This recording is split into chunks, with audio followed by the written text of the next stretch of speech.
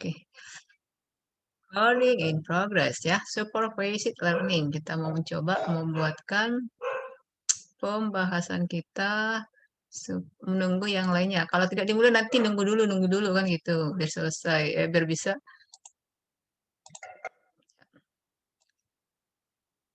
ya. Supervised learning yaitu ini kita adalah algoritma pembelajaran. Minggu kemarin sudah dibahas sedikit. Materinya lumayan banyak ya untuk kecerdasan buatan ini.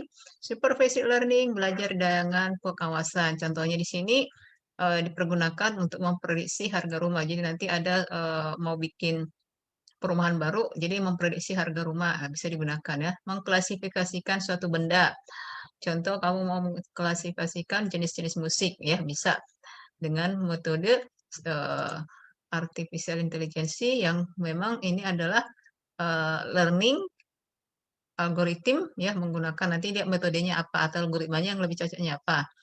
Memprediksi cuaca, kepuasan pelanggan ini digunakan dengan contoh belajar dengan pengawasan.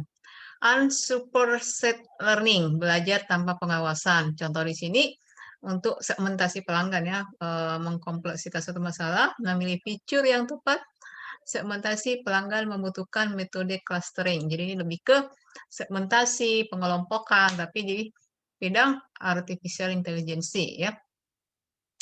Nah, tujuan kelompok itu dibuat karena materi model-model pembelajaran dalam ini ANN ya, Artificial Neural Network atau yang kita dikenal dengan jaringan saraf tiruan, ada nanti algoritma pembelajaran HAP, algoritma perceptron, algoritma pembelajaran backpropagation, multilayer perceptron MLP, backpropagation multilayer perceptron neural network. Kelompok satu mewakili, kamu mau mengerjakan yang mana? Ini nanti 5 kelompok. Kalau udah dipilih satu kelompok, jangan lagi kalau dipilih kelompok yang lainnya. Kalau melihat, kalau sudah baca kamu pesan ibu di wall-nya apa ke classroom, situ sudah ada bentuk tugas yang akan dikerjakan. Jadi nanti setelah ini harusnya ini kan 2 minggu, ini pertemuan 11, 12, dan 13. Jadi sebelum pertemuan 14 sudah dikumpulkan, makalah membuatkan itu tadi ya, cari sebuah judul, bukan penelitian yang sudah ada ya, cari judul penelitian yang baru, pilih kamu kelompok satu mau milih yang mana di antara yang 5 ini. Pembelajaran HAP, perceptron, algoritma pembelajaran backpropagation, atau multilayer perceptron, backpropagation, multilayer perceptron neural network. Ini kita bahas di pertemuan ini ya, yang mana pembelajaran HAP, yang mana algoritma perceptron, algoritma backpropagation. Ya. Oke, kelompok satu, kamu mau milih yang mana tugasnya? Kira-kira udah di apa itu udah di close baru hadir ya.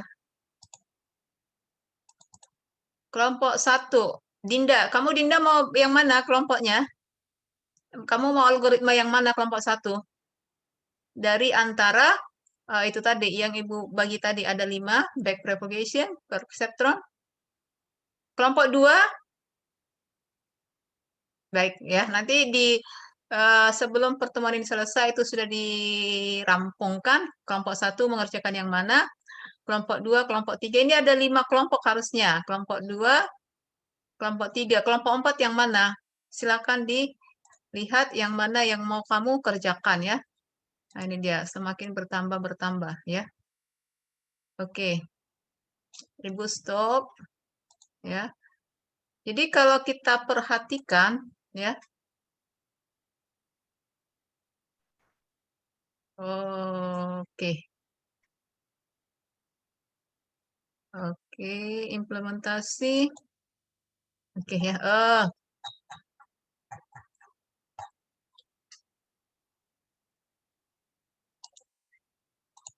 Nanti dipilihkan kamu mau yang mana ya dari antara yang sudah dibagikan tadi. Ini cuaca sudah semakin apa di sini kurang bagus ya. Oke ya. Ini contohnya adalah implementasi algoritma rule pada diagnosa penyakit kolik abdomen pada orang dewasa. Jadi di sini untuk mendiagnosa, biasanya mendiagnosa itu digunakan sistem pakar. Jadi di sini dia menggunakan JST, namun JST tadi sudah ada beberapa bagiannya, ada 5. Ini menggunakan algoritma HEP rule. Jadi tugasmu itu nanti lihat referensinya, kamu lihat jurnal penelitian, namun cari judul yang baru. Kelompok 1 mengerjakan HEP rule karena tadi tidak diberi kesempatan untuk memilih sendiri, tidak mengerjakan, tidak memberikan respon. Kelompok 2 ini dia ya, kelompok ini dia, kita stop share ya. Jadi kelompok 2 algoritma perseptron ya. Kelompok 3 backpropagation, 4 multilayer perceptron MLP. Kenapa Rian? Sorry, Rian itu apa Rian? Ya, ini dia. Kelompok ini sudah menyerahkan nama-namanya sama Ibu?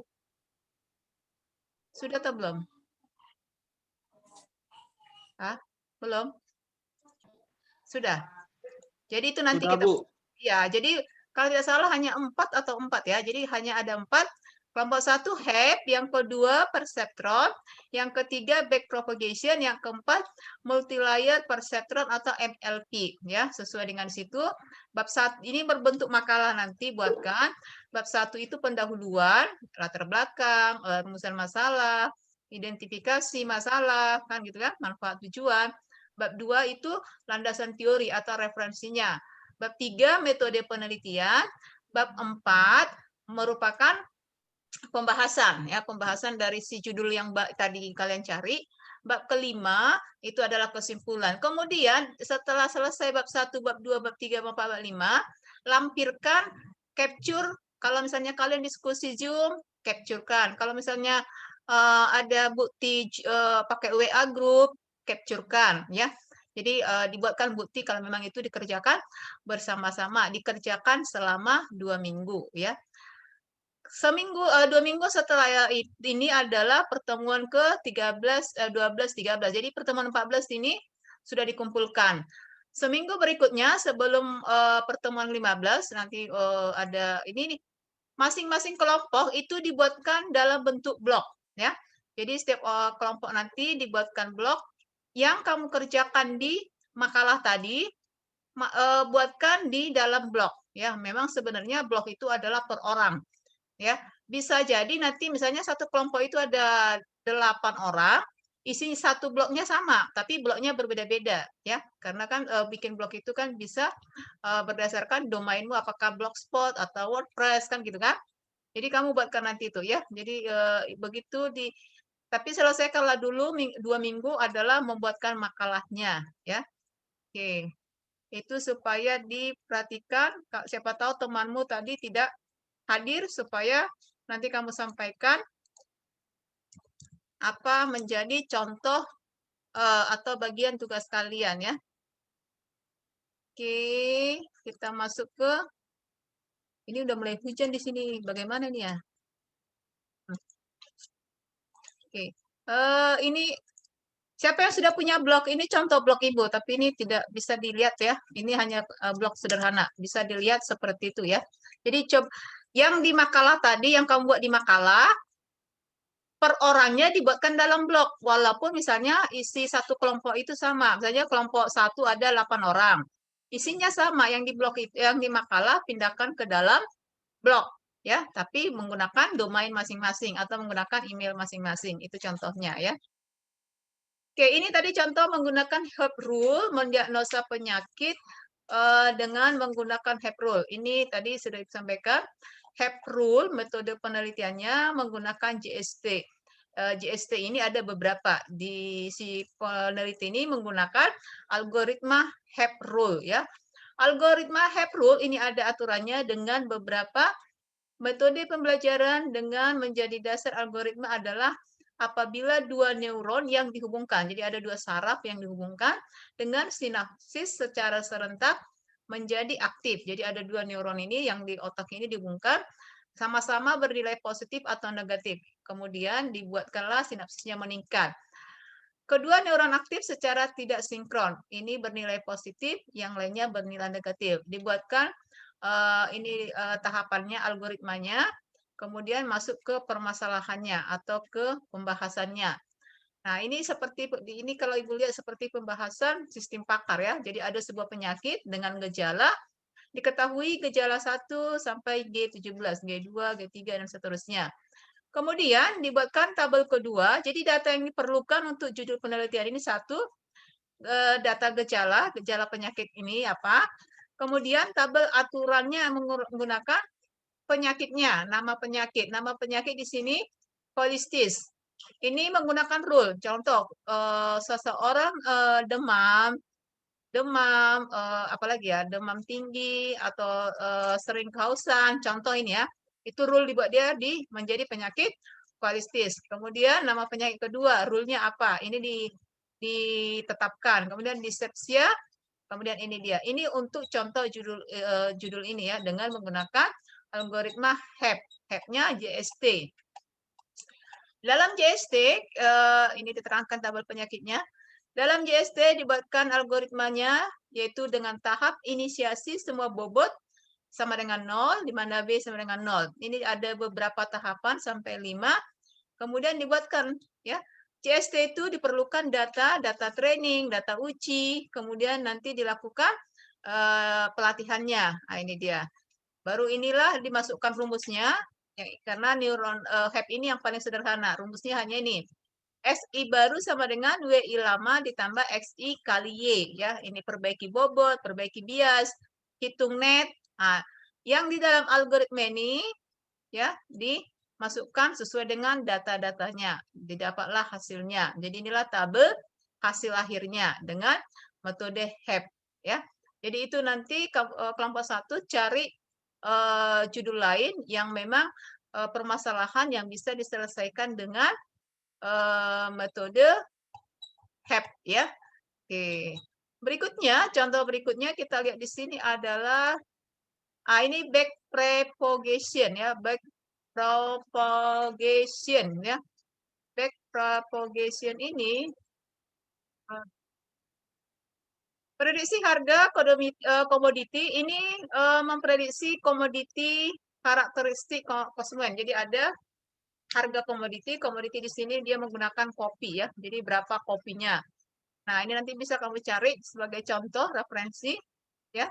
Algoritma backpropagation prediksi harga. Jadi backpropagation ini digunakan untuk prediksi. Jadi bisa nanti dibedakan kapan menggunakan prediksi, kapan menggunakan peramalan, kapan menggunakan optimasi ya. Masih terdengar suara Ibu karena di sini hujannya masih. Dengaran ya? Masih, Bu. Oke. Masih. Oke. Prediksi adalah masalah sulit ya, tapi diselesaikan dengan JST. Subjek variabelnya berbeda dari independen variabelnya. Kita masuk ke pembahasannya.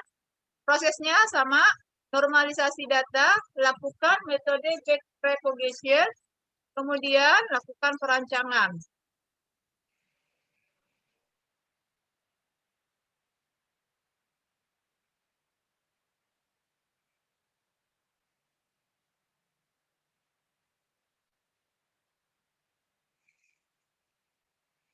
Semakin besar ya. Jadi di sini ada lakukan pertama tadi normalisasi data, kemudian diterapkan back propagation-nya, kemudian lakukan keperancangan. Untuk tugas kalian tidak perlu ke perancangan. Ini perancangan maksudnya yang dikerjakan ke tahap algoritma tadi, ya setelah dilakukan analisa, dilakukan perhitungan, diterapkan algoritmanya. Setelah itu selesai, sesuai metode penelitian biasanya dibuatkan ke perancangan. Jadi kalian tidak perlu perancangan, kalian hanya perlu melakukan tahapan algoritma sesuai tahapan algoritma sesuai dengan JST-nya ya. Jadi untuk back propagation untuk materi ini atau jenis penelitian ini rangkanya input data, lakukan tahap normalisasi atau transformasi data, lakukan iterasi, lakukan pelatihan menentukan parameter jaringan, kemudian kalkulasi error.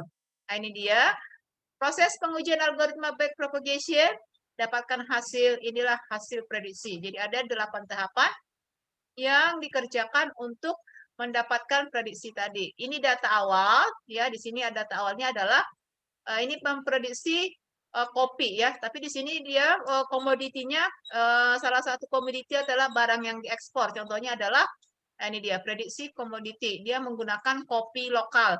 Kopi lokalnya adalah kopi robusta. Ini datanya diperlukan. Harga kopi arabica tahun sekian ke tahun sekian, ya. Kemudian data berikutnya robusta, ya, tahun kesekian. Dilakukan penerapan normalisasi, ya. Data di input untuk arabica ini normalisasinya, robusta ini normalisasinya. Untuk output data kopinya ini hasilnya, ya. Kemudian input data kopi dilakukan 8 tahapan yang tadi dengan sesuai dengan JST-nya. Ini tahapan untuk menginput layernya, nilai bobot dari input ke hidden layer, ya. Ada beberapa tahapan. Kemudian ini biasanya setelah dilakukan tahapan algoritma adalah membuat arsitektur algoritmanya, ya. Ini dia algoritmanya. Inputnya 10, hidden layer-nya, kemudian outputnya 10. Di inputnya 10, diolah, dilakukan hidden layer, kemudian ini outputnya, ya. Ini biasanya menggunakan MATLAB menggambarkan ini, ya. Pelatihan ini menggunakan approach antara 10 dengan 1000. Nah, ini Ibu hanya memperkenalkan ini contoh penelitian yang menggunakan backpropagation dengan cara memprediksi harga kopi, ya, memprediksi harga kopi. Ini hasil akhirnya, ya. Ini kita tidak perlu sampai ini. Biasanya dibuatkan rancangannya ini menggunakan MATLAB, ya, kita tidak perlu. Kemudian dihitung error MSE-nya. Jadi hasil akhirnya adalah hasil prediksi harga kopi adalah ini, ya. Neuronnya 10, data realnya sekian, prediksinya sekian. Ini dia, ya. Ini contohnya untuk algoritma backpropagation, ya. Selanjutnya implementasi ini tadi sudah. Oke, ya. Oke. Selanjutnya adalah menggunakan perseptron. Kelompok 2 tadi perseptron, ya. Ini contoh judulnya adalah menggunakan JST dengan mendeteksi karakteristik sidik jari, ya. Jadi ada sidik jari, mau dilihat apa karakteristiknya. Ini menggunakan JST, JST-nya menggunakan komponen jaringan secara tiruan, ini strukturnya, menggunakan fungsi perseptron, algoritma perseptron, ya. Perseptron termasuk salah satu bentuk jaringan saraf sederhana. Perseptron itu digunakan mengklasifikasikan suatu tipe pola. Jadi di sini perseptron ini adalah jaringan saraf yang memiliki bobot yang bisa diatur dengan suatu nilai ambang. Ya, ini yang kita bahaskan kemarin. Nah, ini dia. Setelah dibuatkan nilai awalnya, ya, nilai inputnya dilakukan, digambarkan arsitektur perseptronnya. Digambarkan inilah kalau menggambarkan perseptron untuk JST, ya, perseptron untuk JST. Ini rumusnya, langkah-langkahnya, ya. Kemudian kita tadi judulnya adalah melihat karakteristik jari. Ini yang mau dilihat polanya seperti apa. Karakteristik itu sama dengan pola, ya. Ini polanya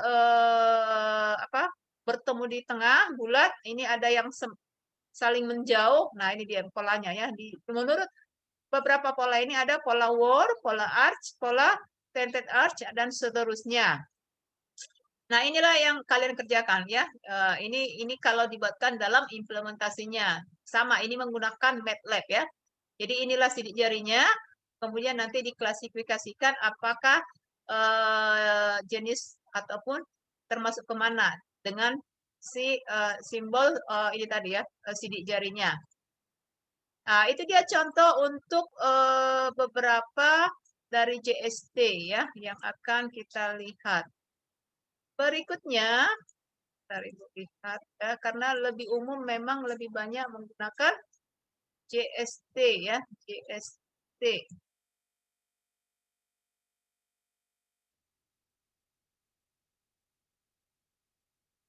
Oke, ya. JST, kalau misalnya HEP, perseptron, memang ada juga. Atau beberapa membuatkan gabungan judul, ya. Tidak hanya menggunakan satu algoritma, namun menggunakan beberapa jenis algoritma yang memang bisa dikaitkan dengan itu tadi, ya, artificial intelligence ataupun jaringan saraf tiruannya. Ini di awal kita sudah membuatkan bahwa jaringan saraf manusia itu seperti ini yang terdiri dari dendrit, badan sel, kemudian akson. Nah, dari gambar ini bisa dikatakan sebuah neuron itu menerima impuls sinyal sebuah neuron ya, yang di otak kita ini neuron itu yang seperti akar-akar itu yang melalui dendrit dan mengirimkan sinyal yang dibangkitkan ya. Nah, ini dia akson dari sel saraf bercabang-cabang. Ini aksonnya. Ini dia. Jadi ini yang ditiru oleh si neural network cara kerjanya. Kemudian ini untuk arsitektur jaringannya untuk yang JST ya, jaringan saraf tiruan. Pertama, proses-nya terjadi pada elemen sederhana yang disebut neuron. Semua JST ini menggunakan neuron. Sinyal mengalir di antara sel saraf dengan melalui sambungan penghubung yang tadi ya, yang membentuk garis. Kemudian, setiap sambungan penghubung memiliki bobot yang bersesuaian. Setiap sel saraf akan menerapkan fungsi aktivasi terhadap sinyal. Contoh di sini perbedaan otak manusia dengan CPU ya, ini minggu kemarin sudah. Kemudian ini arsitektur JST-nya dibuatkan ke dalam bentuk model struktur neuron JST. Jadi itu tadi arsitekturnya ini dibuatkan modelnya ya. Input neuron, input ini terdiri dari beberapa bobot-bobot, kemudian lakukan fungsi aktivasi, proses, output. Kemudian didapatlah output ke neuron lain. Ini hasilnya. Fungsi aktivasi di sini maksudnya adalah ya, fungsi aktivasi untuk jaringan JST ataupun jaringan saraf tiruan backpropagation terdiri dari step function, linear function, dan sigmoid function. Nah, ini dia gambarnya, sine function, sigmoid, linear function. Nah, nanti ini biasanya digunakan menggambarkan atau membuatkan seperti ini adalah menggunakan MATLAB ya, digambarkan seperti yang tadi ya. Kemudian JST ini, JST yang tadi beberapa arsitektur yang ini, ya ada input, kemudian hidden layer, output. Ini terdiri dari pole hubungan antar neuron. Ini yang disebut arsitektur jaringan. Metode penentuan bobot sambungan disebut dengan pelatihan ataupun proses belajar jaringan. Dilakukan fungsi aktivasi. Ya. Arsitektur JST ini merupakan neuron yang dikumpulkan dalam sebuah lapisan-lapisan atau layer. Layer itu adalah ada beberapa lapisan-lapisan ya. Neuron pada lapisan ini dihubungkan dengan lapisan sebelum dan sesudahnya ya, ada atas bawahnya. Informasi diberikan pada jaringan saraf yang dirambatkan pada lapisan ke lapisan. Nah, ini contoh arsitektur jaringan untuk back propagation, ada nilai input, ini neuronnya, kemudian ini neuron lapisan tersembunyi, ini kemudian neuron yang outputnya, inilah nilai output atau hasilnya ya. Kalau melihat arsitektur ini ada 3 lapisan, single layer net, single, kemudian ada yang multi layer net. Jadi kenapa tadi ada multi layer propagation ya, menggunakan multi layer net. Ini nilai input, ini lapisan inputnya, metrik bobot pertama. Jadi ada beberapa lapisan setelah penginputan ya. Berikutnya ini adalah jaringan dengan lapisan kompetitif atau competitive layer net. Jaringan ini dengan sekumpulan neuron bersaing mendapatkan hak menjadi aktif. Umumnya hubungan antara neuron ini merupakan kompetitif yang tidak diperlihatkan. Jadi ini kalau digambarkan. Biasanya kamu kalau menggambar ini menggunakan apa? Seperti ini, ya. Kalau untuk visio kayaknya enggak ya. Jadi ini memang kebanyakan nanti dibuatkan dalam bentuk MATLAB ya, seperti tadi yang dicontohkan ya. Kita masuk ke fungsi aktivasi.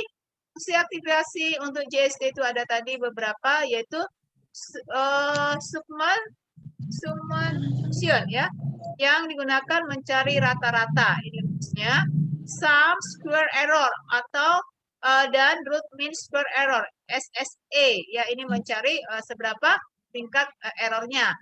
Perhitungan kesalahan merupakan pengukuran bagian jaringan yang dapat dibandingkan dengan pola yang baru, sum square error.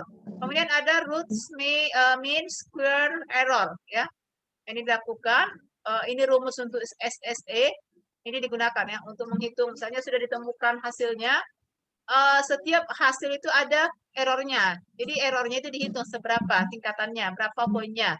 Nah, ini dia digunakan SSE-nya. Root mean square error atau RMS error. Dari SSE ini hasilnya dibagi dengan perkalian antara banyaknya data pada pelatihan dan banyaknya keluaran. Nah, ini dia rumus untuk RMS error. Setelah SSE-nya diketahui ya. Untuk aplikasi kemarin sudah disampaikan ada Airos, ada otomotif ya. Oke, karena sudah mulai ada petir-petirnya ya. Ada pertanyaan kira-kira? Jadi itu dibuatkan, carilah judul yang sesuai, kemudian bagaimana penerapannya, bagaimana datanya, bagaimana nanti pembahasannya. Nah, itu dilakukan di bab 1, bab 2, bab 3, bab 4, dan seterusnya. Tidak perlu kita menggunakan semester 6 ya. MATLAB kalian mungkin belum ya. Ada yang sudah pernah menggunakan MATLAB? Belum. Belum, Bu. Oke, ya. Jadi siapa yang sudah punya blog nanti setelah nanti kalau sudah di ACC atau sudah Ibu koreksi nanti makalahnya, kalau sudah oke, bisa dilanjutkan di blog. Caranya seperti tadi. Setiap orang membuatkan di blog masing-masing, namun isinya sama. Contoh, bab 1 tadi menggunakan algoritma apa? Isinya sama, tapi masing-masing yang mengerjakannya di blog masing-masing ya, itu dia. Demikian untuk kelompok 2, kelompok 3. Kelompok 4 dari tadi Ibu belum lihat. Siapa kelompok 4? Kelompok 4. Kelompoknya cuma sampai kelompok 3, Bu. Oh, oke. Kalau begitu, kalau kelompok ini udah bentar lagi kita end ya. Kita selesai ya karena sudah mulai petir. Kalau ya tidak apa-apa karena yang umum digunakan itu head, perceptor, kemudian back propagation ya. Jadi kelompok 1 tadi sudah head, kelompok 2 perceptron, kelompok 3 back propagation ya. Oke, sampai di sini ada pertanyaan? Ada pertanyaan supaya kita menggabungkan lanjut ke classroom saja. Diberi waktu 2 minggu ya. Jadi sebelum pertemuan 14 sudah diserahkan di classroom aja. Cukup sampai di sini?